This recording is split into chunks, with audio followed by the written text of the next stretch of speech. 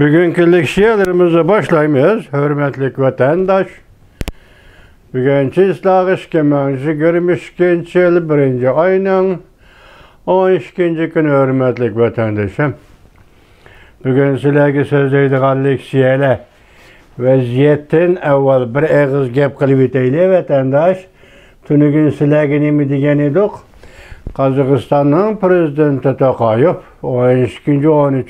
günü gece Rusya Federasyonu armiyasını Kazakistan'dan çekindirdi degen edik. Hazır bir haber kepti. 9. günüden başlap Rusya Kazakistan'daki askeri kısımlarını köpeytişke başladı deydi.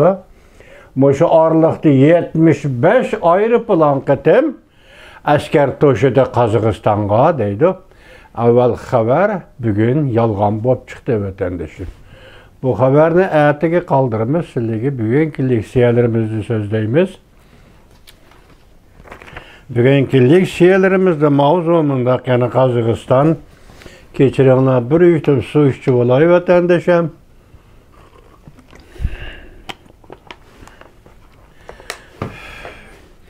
Bugün sizlerge sözdeydiğim leksiya Amerika Avazı'nın bir parça makalesi. Mavzumunda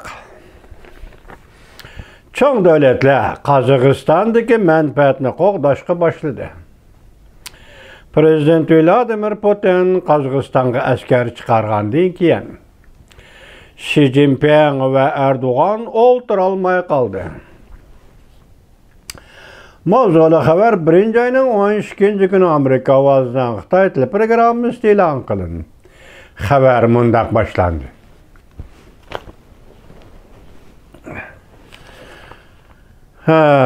Vatandaş, Washington. Kazakistan'ın vaziyeti her qaysı çoğun devletlerinin menfaatiga berip, çetilip kaldı. Cümleden Cungu'nun şu yerdeki menfaatiga mı çetilip kaldı.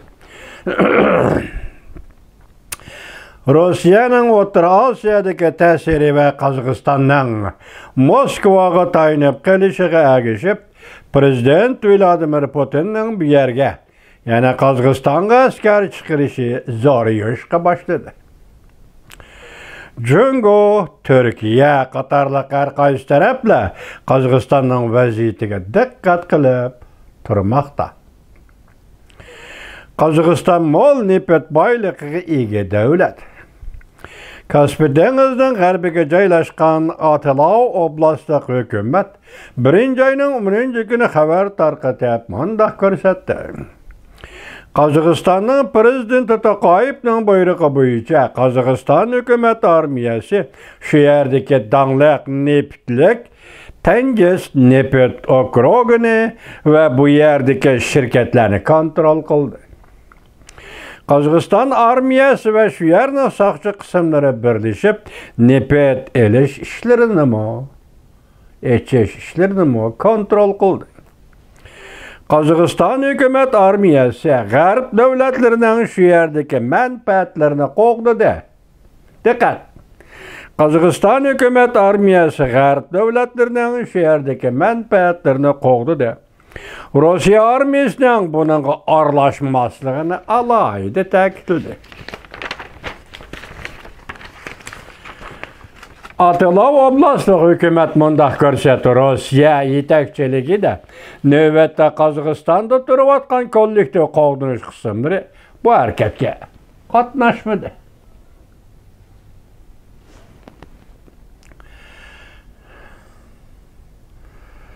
Tengiz nefetligi dünya bo'yicha eng dangliq neftlikdir. Her yili Qozog'istonga 3/1 nisbatda ham nefet qoldirdi. İşçiler o'tgan hafta norozilik namoyishida qatnashdi. Nefet ishlab chiqarish saviyasi tuvallab ketdi hozir. Asliga keldi. Tengiz nefetligi Amerika Qozog'iston birleşip mablag' solgan büyük nefet şirket mas'uli bo'lib, uchirgan neftlikni ochadigan neftlikdir. Pulung büyük emas. Fulong, Xitay shunday qapti, inglizcha ismi yo'qkan. Fulong nefet şirketi mas'ul bo'lib, bu yerden neftini açıdı. Yani Amerika-Qazaqstan birleşmiş şirketi. Sovetlar yemirilib Qozog'iston mustaqil bo'lgandan keyin Amerika Qozog'iston birlashib, mablag' solib birlashma shirkat qurgan edi. Pulong shirkati pay chekning yarimiga ega. 25% pay chek huquqi Amerikaning Exxon shirkati egallaydi. Qolgan pay chekni Qozog'istonning davlat egaligidagi Nefet shirkati boshqaradi. Rossiyaning Lok şirketimi bir qism pay chek huquqiga ega.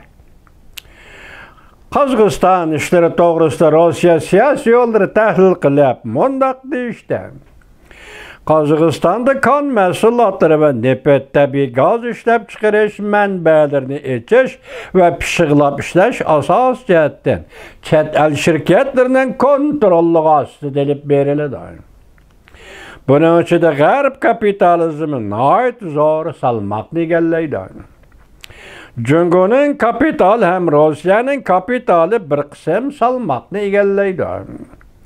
G'arb davlatlarining kapitali eng asoslig'i Angliya, Gollandiya, Amerika va Germaniya davlatlarining va mush davlat qatorliq davlatlarning kapitalidir. Demek bu şu devletler nefet ve tabii gaz başka kan mahsulotlarga Qozog'istonda mablag' salgan devletlerdir. Devamını anlayısınız vatandaş.